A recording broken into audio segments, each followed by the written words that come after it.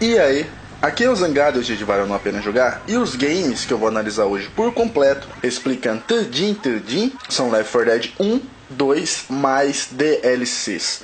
Então se acomoda, fica confortável, pega seu lanche, mas não exagera, senão vocês vão engordar e vem contigo. Left 4 Dead é um game de gênero survival horror, e bota survival nisso. É em primeira pessoa, de estilo cooperativo. Inicialmente ele foi desenvolvido pela Turtle Rock Studios, e como o game tinha potencial, em 2008 esse estúdio foi adicionado à toda poderosa Valve, e assim passou a utilizar o digníssimo motor gráfico Source. Se você não conhece esse motor gráfico, nunca ouviu falar, assiste o meu vídeo da análise do Orange Box, onde eu falo de vários games da Valve em um só vídeo. Half-Life, Team Fortress, Portal. O vídeo ficou muito bom e eu recomendo para vocês ir lá assistirem. Todos esses games utilizam o mesmo motor gráfico. Eu vou colocar de gameplay ao fundo a imagem da versão beta do primeiro game. Vocês vão ver um monte de coisa ridícula acontecendo, mas é porque era uma versão beta. Quando os personagens principais e inimigos tinham um look e personalidades diferentes. Só para vocês darem uma olhada mesmo assim. Depois vai entrar a versão definitiva do game. Então vamos começar. Qual que é a história de Left 4 Dead? Left 4 Dead é aquele tipo de jogo que eu já citei aqui em outras situações,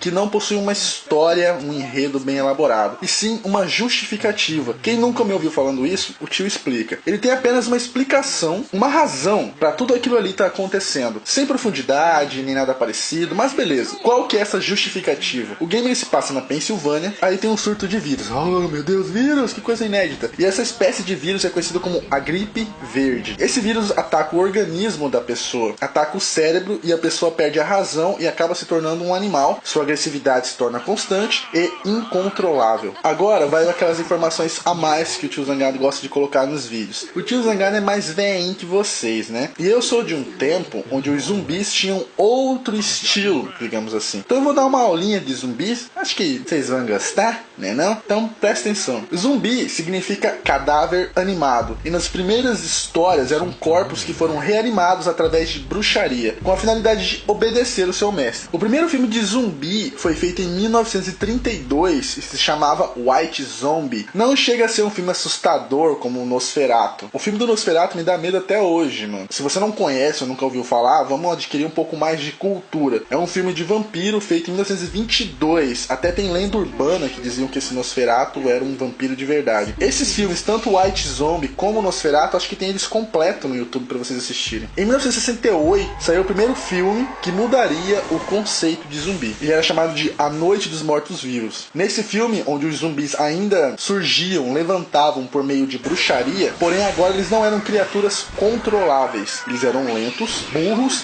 e possuíam uma fome eterna por carne humana. No decorrer dos anos, lançaram-se centenas de filmes de zumbis, porque a popularidade deles era absurda, ainda é absurda. E assim foram se adaptando as histórias, onde zumbis passaram a comer cérebro, uma pessoa que era morta por um zumbi se transformava em zumbi, ou uma pessoa depois mudou para uma pessoa sendo mordida por um zumbi, já era o suficiente para se transformar em um zumbi. Depois passou a ser, se você enterrasse pessoas junto com animais, essa pessoa também se tornaria um zumbi, até chegar ao lance do vírus, onde a mordida do zumbi transmitiria o vírus, e algumas horas depois a pessoa também se tornaria um morto-vivo. Então tiveram muitos filmes: Fome Animal, Cemitério Maldito, A Volta dos Mortos-Vivos, Uma Noite Alucinante. Tio Zangado já viu essas bosta tudo. Como eu disse pra vocês no vídeo da análise do Siren, que é um game de terror que eu fiz há muito tempo atrás, quando eu filmava com câmera ainda e tal, mas o jogo é muito bom, eu recomendo pra vocês assistirem o vídeo. Eu disse que eu adoro filme trash. Trash é uma definição de filmes de terror antigo. Em 2004 saiu uma versão nova do filme Madrugada dos Mortos. O original foi de 78. Esse filme trouxe uma novidade, do qual Left 4 Dead se inspirou, ou copiou mesmo, o filme inteiro, velho. Os zumbis agora eram um pouco mais espertos, eram capazes de correr mais rápido que os humanos, andavam em hordas, escalavam, saltavam e até mesmo atacavam as pessoas com porrada. A prioridade não era mais morder, a prioridade era matar e depois comer. Esses novos zumbis foram chamados de infectados. É nessa onda que Left vai. Depois dessa mini aulinha de zumbi, que eu acho que vocês curtiram, vamos pro game, né? Quem são os personagens do jogo? Eles são apelidados de sobreviventes. Eles são 4. Bill, que é um veterano do Vietnã,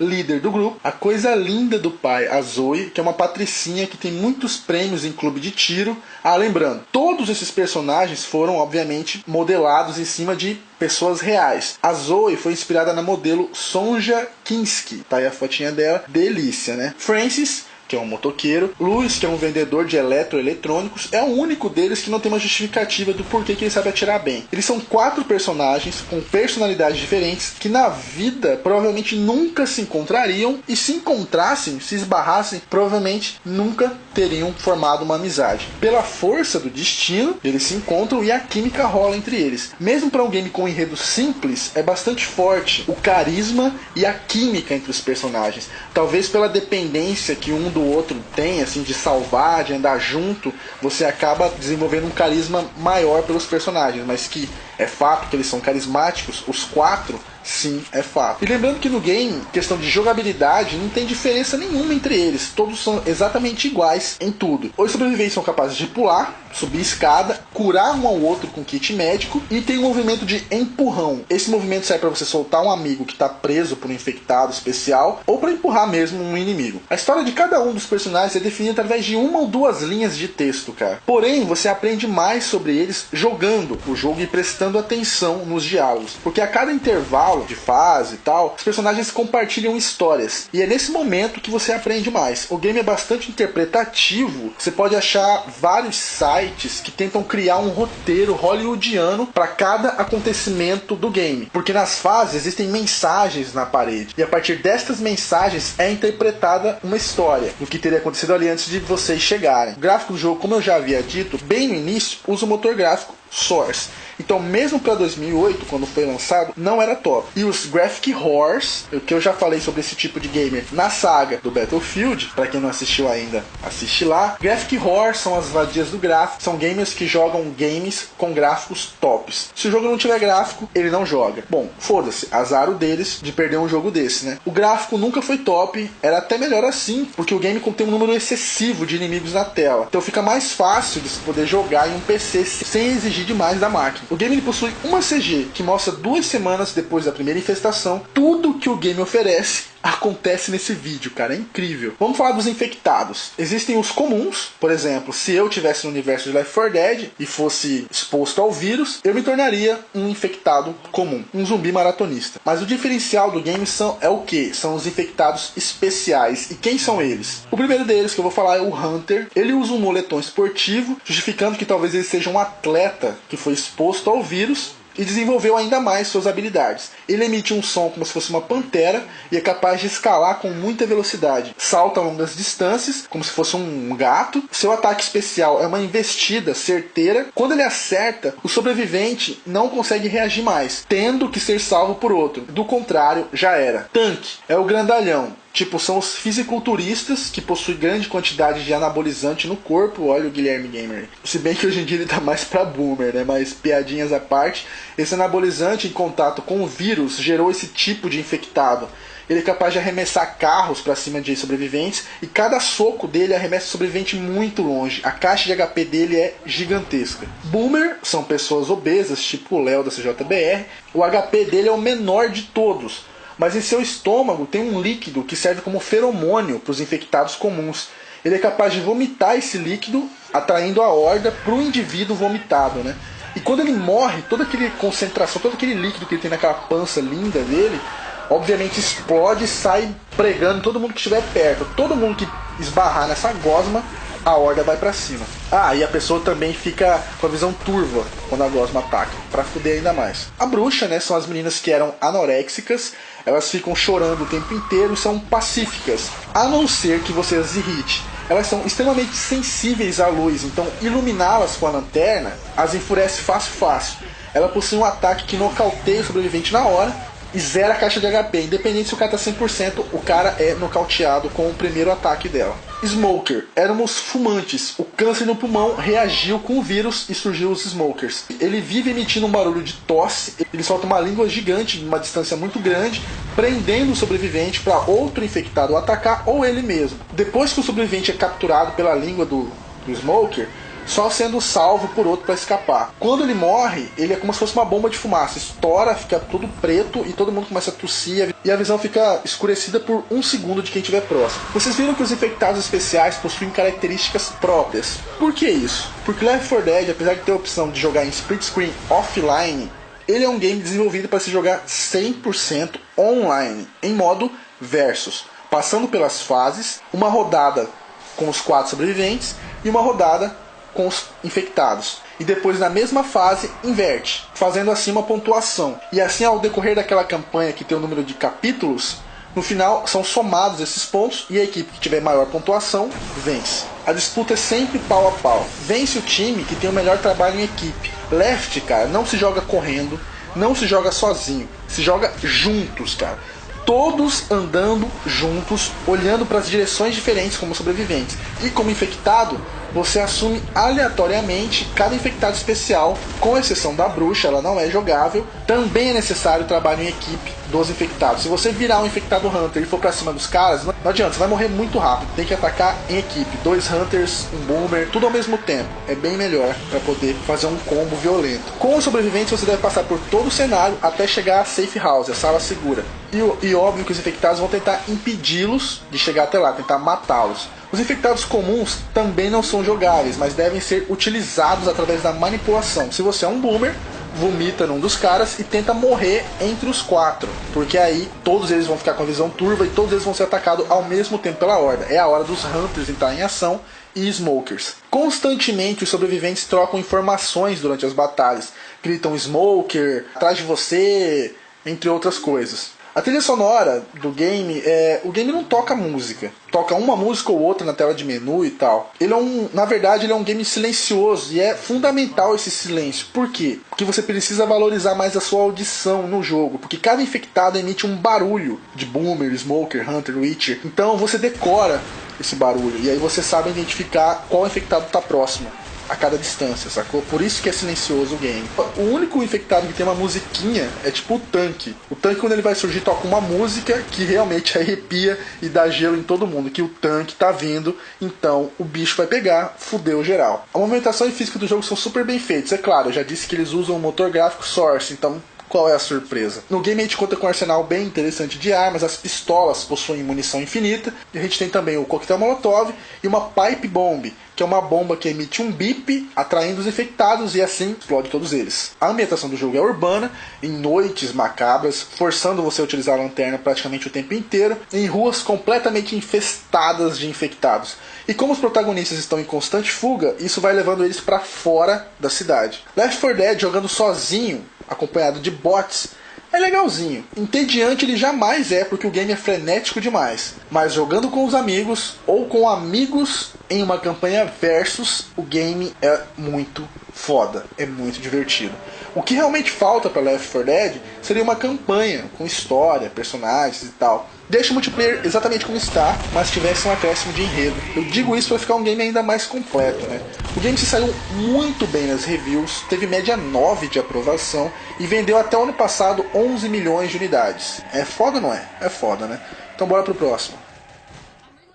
Em 2009 foi lançado Left 4 Dead 2, um ano após o primeiro, pro 360 e PC. O game acabou sendo recebido inicialmente, cara, com paus e pedras. Os fãs estavam revoltadíssimos. Por quê? Seguinte, o game usaria ainda o mesmo motor gráfico, certo? E pelas imagens que estavam sendo lançadas inicialmente, seria praticamente o mesmo jogo, com umas pinceladas gráficas. Os personagens eram diferentes, então era essa impressão inicial que o game passava. Então em fóruns especializados e oficial, foram bombardeados com mensagens de ódio e de xingamento, xingando a Valve de mercenária e tal. A Valve, muito cordial, ela decidiu chamar os cabeças, entre aspas, dessa revolta toda e deixou eles testarem o game em primeira mão. E após eles jogarem, eles viram que visualmente o game poderia ser parecido, porém não era o mesmo. O game trazia muitas novidades e não era cabível ele ser vendido como DLC. O game ele foi vendido muito barato ainda por cima, a preço de DLC. Então agradou ainda mais. Todo aquele ódio que os fãs sentiram apaziguou. Não? Qual era a história do Left 4 Dead 2? A história é a mesma coisa. A única coisa que muda é a cidade dos personagens. O game ele começa na savana, depois passa para Geórgia, Nova Orleans e fecha em Louisiana. E quem são os novos sobreviventes? A gente tem Coach, que significa treinador. É um treinador de futebol americano de colégio e é um clone do tio Phil, lá do Maluco do Pedaço, né, seriado do Will Smith. O porquê que o tio Phil é foda no tiro também não é explicado, e ele é o líder do grupo. Rochelle, que não é a mãe do Chris, ela é a repórter de uma rede de TV e não explica também por que ela é boa em tiro. Ellis, que foi inspirado em mim, é meu clone.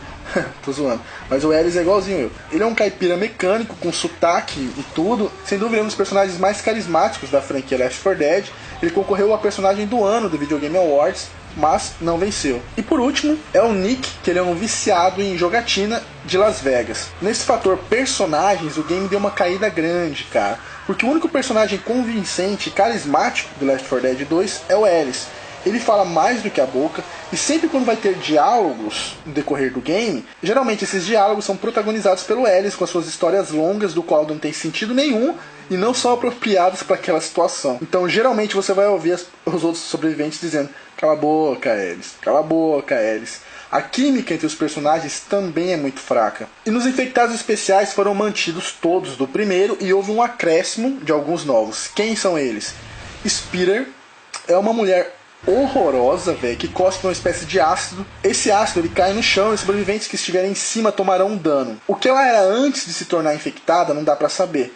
Eu vou interpretar. Ela provavelmente devia ter um problema estomacal, uma doença gástrica, que em contato com o vírus acabou a deixando assim. Isso é só uma suposição. Como dizia o Chaves, é só um supositório. Ela é rápida e o cuspe dela pode ser lançado de muito longe, velho. Tem o Jockey. Talvez seja um cara anãozinho antes de se tornar infectado. Ele possui uma corcunda e fica dando uma risada insana. Tem algumas pessoas que confundem o nome dele, achando que pela risada o nome dele é Joker. Não, o nome dele é Jockey. O golpe dele é montar no sobrevivente e o afastar para os demais para ser atacado pelos infectados ou para se jogar em abismo, matando o cara na hora. Tem o Charger. Pela foto do Charger que eu coloquei, você deve estar pensando: ah, era os banheiros, hein, cara? Esse banheiro. Nossa, se fosse isso, ia ter mais Charger que infectado comum no mundo, né? Mas não é porque ele é punheteiro, e sim porque ele era um deficiente físico. Vocês já devem ter visto pessoas na rua, na TV, na internet, que tem má formação, onde o braço não desenvolve, uma perna não desenvolve, fica pequenininho. Essas pessoas em contato com o vírus se tornaram Chargers. Ele emite um som como se fosse um touro e atropela arremessando para muito longe os sobreviventes. E segura um deles e fica arremessando no chão, assim, esmagando, com o braço gigante, lógico. Ele é o único dos infectados que não tem como você salvar o sobrevivente empurrando. Você precisa matar o Charger, do contrário ele não solta o sobrevivente. O acréscimo desses três personagens gerou uma variedade muito maior na estratégia para com o time dos infectados, aumentando assim ainda mais a dificuldade de sucesso dos sobreviventes, né, para todos eles continuarem vivos ao final da fase. O Boomer ganhou uma versão mulher, é a mesma coisa, só que é mulher, linda e maravilhosa. E a Witcher tem uma versão dela que fica andando. Ela fica andando e choramingando. Essa versão ela é mais tolerante que a Witcher sentada. Tanto quanto uma iluminada sem querer ou um dano sem querer, ela é muito mais tolerante que a Witcher sentada. Outra novidade que tem no game é a mutilação dos infectados. Agora quando você atira, pernas, braços e cabeças são arrancados. A ambientação do jogo é ainda assim maioria urbana, passando por fazenda, etc. E a novidade é que agora tem cenários que se passam de dia e também tem chuva intensa. Foram acrescentados novos itens e armas brancas. Você pode pegar espadas, motosserras e outros itens que não são feitos para lutar, meio Dead Rising, né? Se você não conhece Dead Rising, eu fiz análise do Dead Rising, também tem no canal. Se você não conhece, é um game do gênero de matar zumbi e tal. Tem análise no canal. E agora também tem um recipiente chamado Vômito de Boomer. Você arremessa em algum inimigo e a horda de zumbis atacam aquela pessoa ou infectado que foi alvo do seu vômito. Tem também a adrenalina, que você aplica em si mesmo e te deixa mais rápido por um determinado tempo. Agora, além da mochila médica, você pode optar por carregar um desfibrilador, que serve para ressuscitar caso o companheiro seu morra. A campanha continuou sem história, o modo verso continuou no mesmo estilo, lógico, agora com mais estratégias, e surgiu um modo pesquisa, que é uma parte pequena do mapa, é um mapa fechado. No meio tem uma espécie de gerador e os outros precisam coletar uns galões de combustível e abastecer esse gerador. É óbvio que os infectados vão ficar vindo para tentar impedir. O game ainda ficou mais difícil e frenético que o primeiro, com cenários ainda melhores também, e a pincelada gráfica, né? O pecado do game, pra mim, é que ele ainda continua sem campanha, sem história. E o outro pecado, que foi ainda mais grave, foi o fato de ter trocado os personagens. Mas enfim, o game ainda se saiu bem nas reviews e agradou bastante. Então, bora pro próximo. Em 2010 saiu uma DLC chamada Left 4 Dead: O Sacrifício. Foi lançado um HQ desse jogo. Tem 4 capítulos. Cada um deles é protagonizado por um sobrevivente do primeiro Left 4 Dead. O capítulo 1 é o Louis, o segundo é a Zoe, o terceiro é o Francis e fecha com o Bill. Eu poderia perfeitamente explicar a história do HQ para vocês, porém, eu vou deixar vocês procurarem e darem uma lida, porque realmente merece. O Tio Zangado está estimulando a leitura de vocês. Detalhe, o gibi é gratuito, então você encontra no site da Valve. Vai lá e baixa, velho. O game, você joga com os sobreviventes do Left 4 Dead 2. Você encontra os personagens do 1, rola um diálogo entre eles e o Ellis, ele se apaixona pela Zoe, amor à primeira vista. Ele diz que ela é um anjo que pousou na vida dele, um anjo que ele nunca tinha visto uma mulher tão linda na vida dele, e ele fica comentando sobre ela o game inteiro, cara. A Valve anunciou que nesse DLC, um dos sobreviventes do primeiro game ia falecer. Pela lógica, né, de filmes de terror, que o cara negro sempre morre, as piadas do tipo Hip Louis não pararam, obviamente. Mas não foi o que aconteceu. Na verdade, quem morre por seus companheiros é o Bill. Ele luta sozinho contra 3 tanques, enquanto os demais fugiam. Eu justifico para vocês a morte do Bill. Novamente, uma teoria minha. O ator, né, o cara que serviu de molde para a construção do personagem Bill, que também dublou o personagem, ele teve problemas na justiça. Ele acabou sendo preso, teve um surto, saiu, trocou tiro com a polícia e tal. Então a Valve, pra não ter que mais se envolver com esse cara ou trocar o ator que interpretava, o dublador, e as pessoas iam acabar reclamando, resolveram matar o personagem.